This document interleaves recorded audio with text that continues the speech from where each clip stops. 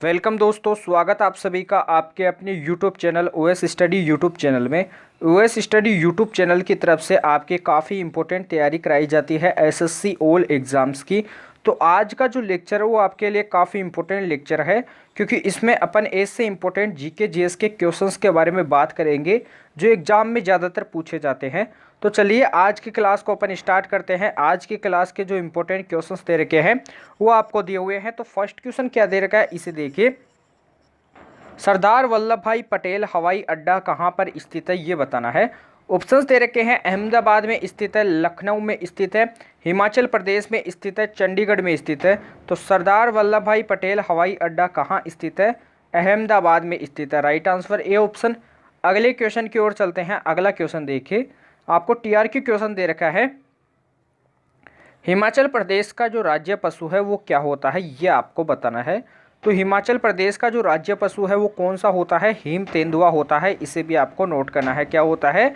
Him तेंदुआ होता है। अगले क्वेश्चन की ओर बढ़ते हैं। अगला क्वेश्चन देखिए।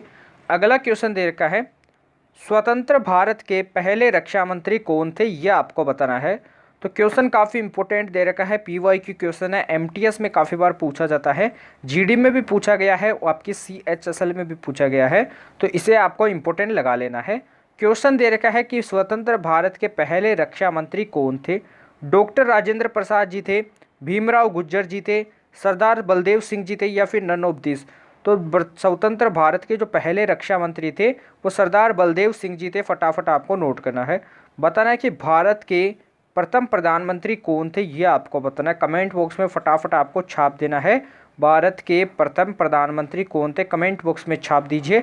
अगले क्वेश्चन की ओर चलते हैं। अगला क्वेश्चन देखिए, भारत में पंचवर्षीय योजना की शुरुआत कब हुई थी ये आपको बताना है। 1948 में हुई थी, 1949 में हुई थी, 1950 में हुई थी, या फिर 1951 में हुई थी। तो मैं बता दूं, भारत में पंचवर्षीय योजना की जो शुरुआत हुई थी वो 1951 में हुई थी। कब हुई थी? 1951 में। इसे आपको नोट करना है।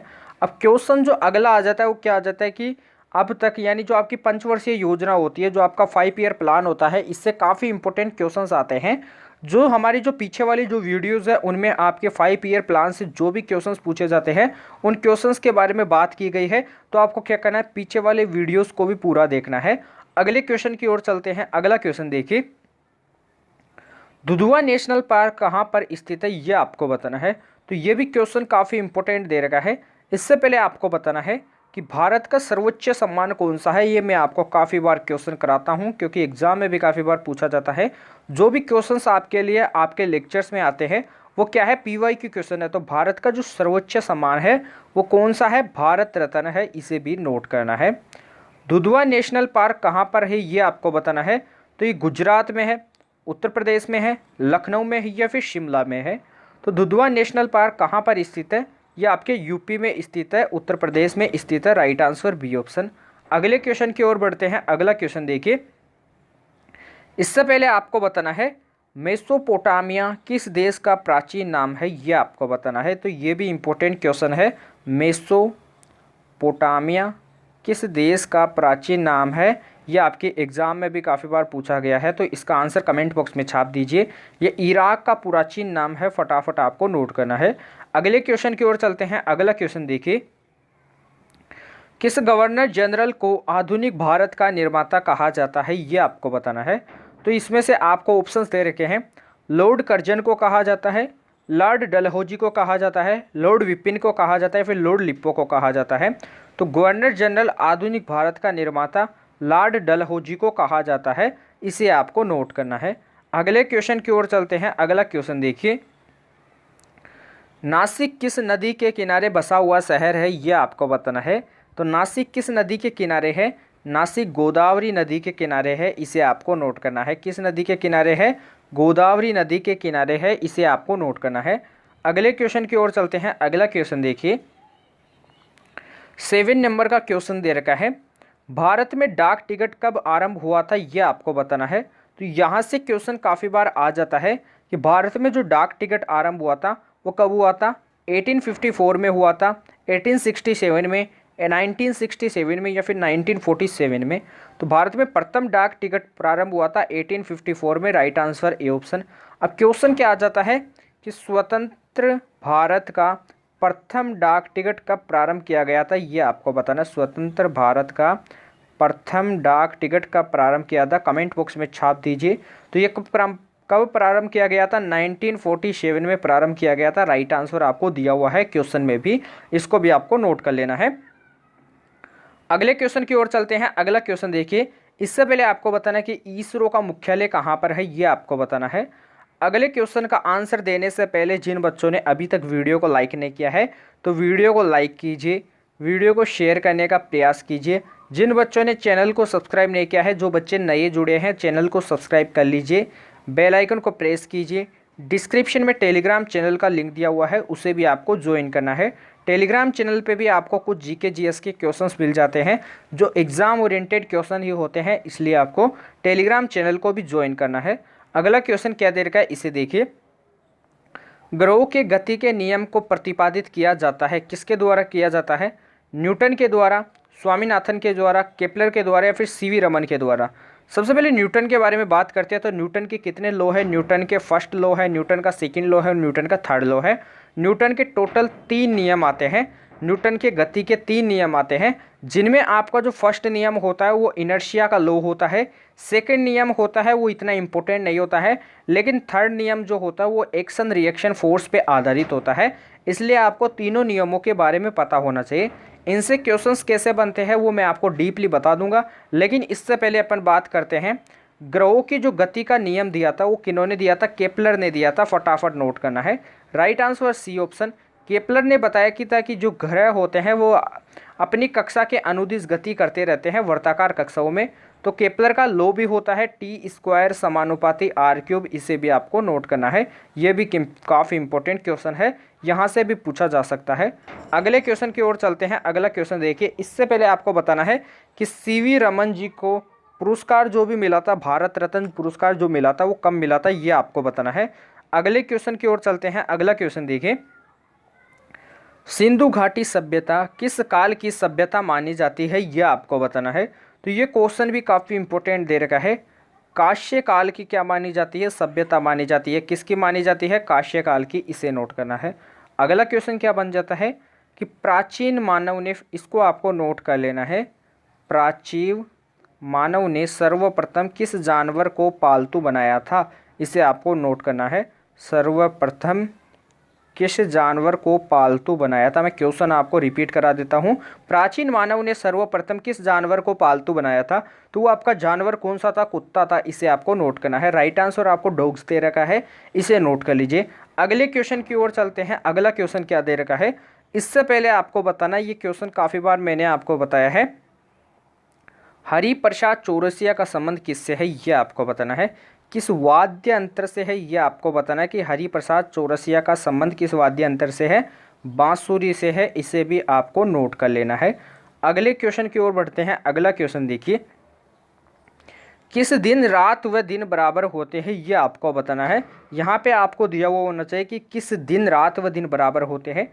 21 मार्च को, 23 सितंबर को, या फिर दोनों, यानी 21 मार्च और 23 सितंबर को, या फिर 28 अक्टूबर को। तो मैं बता दूं 21 मार्च और 23 सितंबर को दिन व रात क्या होते हैं, बराबर होते हैं। राइट आंसर क्या हो जाएगा, सी ऑप्शन, इसे आपको नोट कर लेना है। अगले क्वेश्चन की ओर चलते हैं। अगला क्वेश्चन देखिए, मध्य रात्रि का सूर्य कहाँ पर दिखाई देता है, ये आपको बताना है। तो ये भी काफ़ी इंपॉर्टेंट क्वेश्चन दे रखा है कि मध्य रात्रि का जो सूर्य होता है वो कहाँ पर दिखाई देता है, मैं आपको बता देता हूँ, नॉर्वे में दिखाई देता है। कहाँ पर देता है, नॉर्वे में। तो राइट आंसर आपको दिया हुआ है, इसे आपको नोट कर लेना है। अगले क्वेश्चन की ओर बढ़ते हैं। अगला क्वेश्चन देखिए, अगला क्वेश्चन दे रखा है, भारतीय संविधान की किस अनुसूची में राजभाषाओं का उल्लेख है, ये आपको बताना। तो ये भी काफ़ी इंपॉर्टेंट क्वेश्चन दे रखा है। 4वीं अनुसूची में है, 6वीं अनुसूची में है, 7वीं या फिर 8वीं अनुसूची में है, ये आपको बताना है।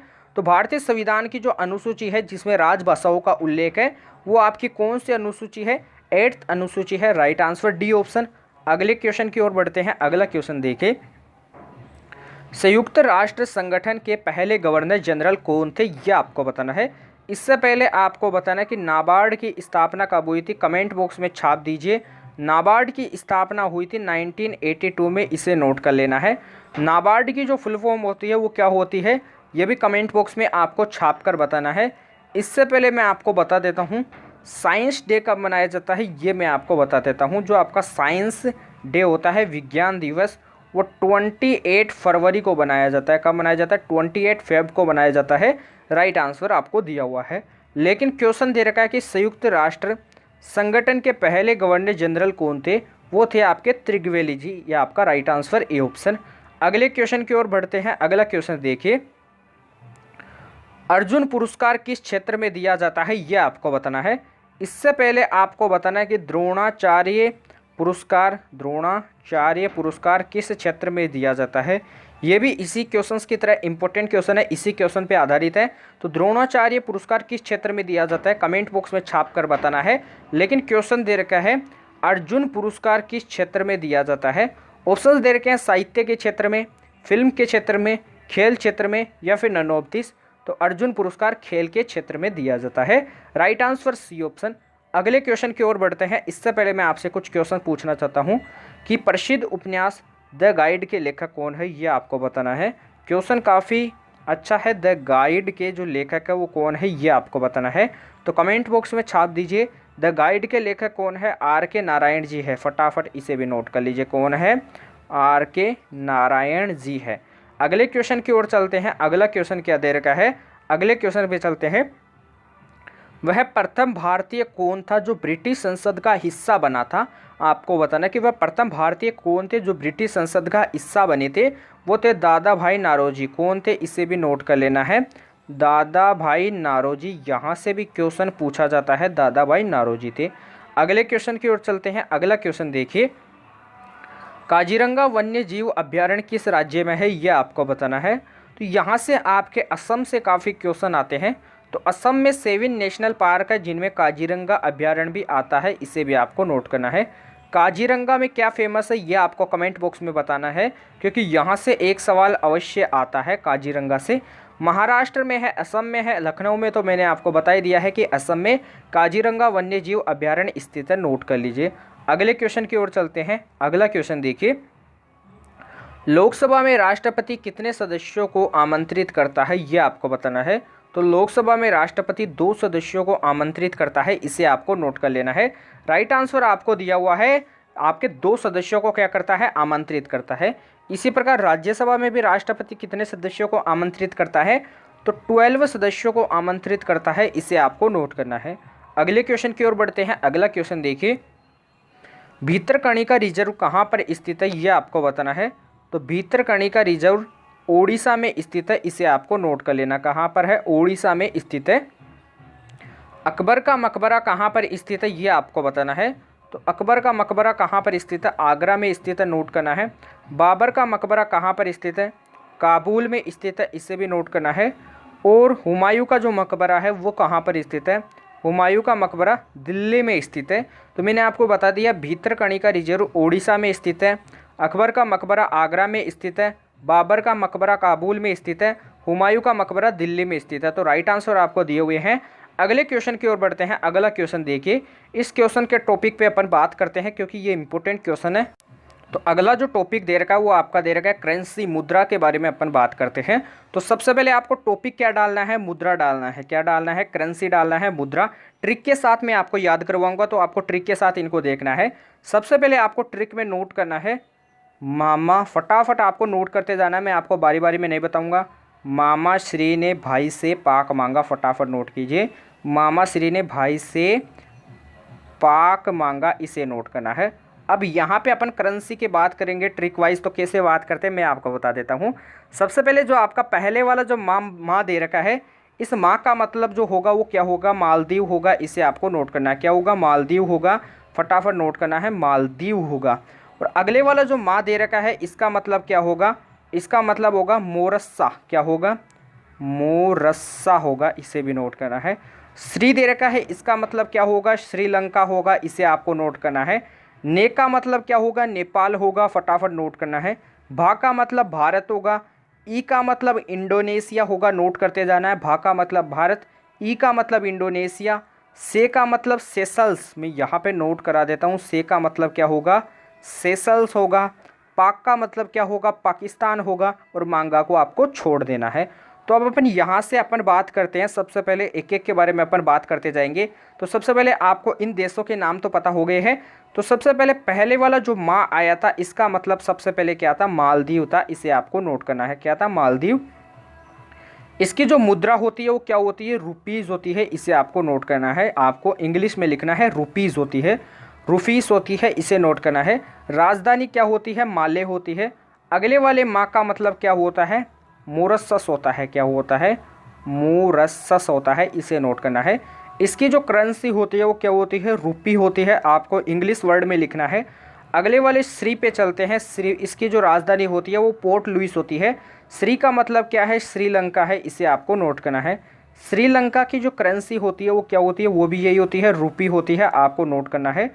और श्रीलंका की राजधानी क्या होती है, कोलंबो होती है। नेपाल पे चलते हैं, नेपा। तो नेपाल की राजधानी क्या होती है, काठमांडू होती है। और नेपाल की जो क्या होती है, करेंसी होती है, वो क्या होती है, रुपी होती है, इसे आपको नोट करना है। अगले पे चलते हैं, किस पे, अगला जो वर्ड दे रखा है वो क्या चलता है, भा। भा का मतलब क्या हो जाता है, भारत। तो भारत की सबसे पहले राजधानी क्या है, ये आपको कमेंट बॉक्स में छाप देना है, नई दिल्ली। भारत का जो करेंसी है वो क्या है, रुपया है, इसे नोट करना है। ई से क्या बना था, इंडोनेशिया, तो इसे भी आपको नोट करना है। ई से क्या बना था, इंडोनेशिया, इसे नोट करना है। इंडोनेशिया की राजधानी क्या है, जकार्ता। इंडोनेशिया की यहाँ पे राजधानी नोट करा देता हूँ, क्या है, जकार्ता। और इंडोनेशिया की जो क्या है करेंसी वो क्या है, इसे आपको नोट करना। इंग्लिश वर्ड है रुपये, लेकिन यहाँ पे थोड़ा वर्ड चेंज होता था, RUPIAH। ये आपके क्या है, यहाँ की मुद्रा है, इसे आपको नोट करना है। अब अगला क्या आ जाता है, सेशल्स आ जाता है, इसे नोट करना है। क्या आ जाता है, सेशल्स आ जाता है। तो सेशल्स की जो राजधानी है वो क्या है, विक्टोरिया इसकी राजधानी है। इसकी मुद्रा क्या है, रुपी है, इसे भी आपको नोट कर लेना है। पाकिस्तान की जो मुद्रा है वो क्या है, रुपी है, रुपया है, इसे भी आपको नोट करना है। क्या है, पाकिस्तान की मुद्रा भी रुपया है, रुपी है, इसे नोट करना है। और पाकिस्तान की जो राजधानी है वो क्या है, इस्लामाबाद है, इसे भी आपको नोट करना है। अब अगली ट्रिक पे बात करते हैं। अगली ट्रिक क्या हो जाती है, तो इसको भी आपको नोट करना है। अगली ट्रिक क्या है, ओ ये इश्क है, इसे आपको नोट करना है। अगली ट्रिक है ओ ये इश्क है, इसे नोट कर लीजिए। तो ओ का मतलब क्या हो जाएगा, ओमान हो जाएगा। क्या हो जाएगा, ओमान हो जाएगा। ओमान की जो मुद्रा है इसे नोट करना है। ओमान की मुद्रा हो जाती है, रियाल हो जाती है। यमन, ये का मतलब क्या हो जाएगा, यमन हो जाएगा। यमन की मुद्रा भी रियाल हो जाती है। ई का मतलब क्या हो जाएगा, ईरान हो जाएगा, नोट करना है। ईरान की राजधानी तेहरान होती है और मुद्रा तीनों की समान है, रियाल, नोट कर लेना है। स का मतलब क्या हो जाएगा, सऊदी अरब हो जाएगा। क का मतलब कतर हो जाएगा। तो स से बात करते हैं, क्या हो जाएगा, फटाफट नोट करना है, सऊदी अरब हो जाएगा, इसे नोट कर लेना है। सऊदी अरब की थोड़ी सी मुद्रा क्या हो जाती है, अलग हो जाती है। इसमें RIYAL हो जाता है, रियाल हो जाती है। और कतर की भी थोड़ी क्या हो जाती है, अलग हो जाती है। कतर की सेम रहती है, RIAL, रियाल हो जाती है। कतर की राजधानी क्या हो जाती है, दोहा हो जाती है, इसे भी नोट कर लेना है। अगली ट्रिक पे बात करते हैं। अगला ट्रिक क्या आ जाता है, इंपॉर्टेंट क्वेश्चन, इस पे भी बात कर लेते हैं। बाकी ट्रिक्स के बारे में अपन कल देखेंगे, तो इसलिए आपको कमेंट बॉक्स में बताना है कि अगर आपको अगली ट्रिक चाहिए तो कमेंट बॉक्स में टाइप करना है कि हमें अगली ट्रिक से भी आप करेंसी को याद करना है। तो सबसे पहले मैं बिना ट्रिक के आपको बता देता हूँ, जर्मनी की जो करेंसी है वो क्या है, टॉपिक्स को आपको नोट करना है। वैसे तो मैं आपको इनकी करंट जो मुद्रा होती है इनके बारे में आपको डिटेल से बताऊंगा, लेकिन आपको नोट करते जाना है जर्मनी की मुद्रा क्या होती है। इससे पहले बताइए कि ब्राज़ील की मुद्रा क्या है। सबसे पहले आपको बताना है ब्राज़ील की जो मुद्रा है वो क्या है, वो है रियाल है, इसे आपको नोट करना है, रियाल है, इसे नोट कर लीजिए। और अपन बात कर लेते हैं जैसे स्पेन की मुद्रा क्या है। और सबसे पहले जर्मनी की जो मुद्रा है वो क्या होती है, यूरो होती है, इसे नोट करना है। EURO होती है, यूरो होती है, इसे नोट कर लेना है। जर्मनी की भी यूरो होती है, स्पेन की भी यूरो होती है, ऑस्ट्रिया की भी यूरो होती है, इटली की भी क्या होती है, यूरो होती है, इसे आपको नोट करना है। इटली की भी, नीदरलैंड की भी यूरो होती है, फ्रांस की भी यूरो होती है, साइप्रस की भी क्या होती है, यूरो होती है। इनके ट्रिक से अपन अगले वीडियो में देखेंगे।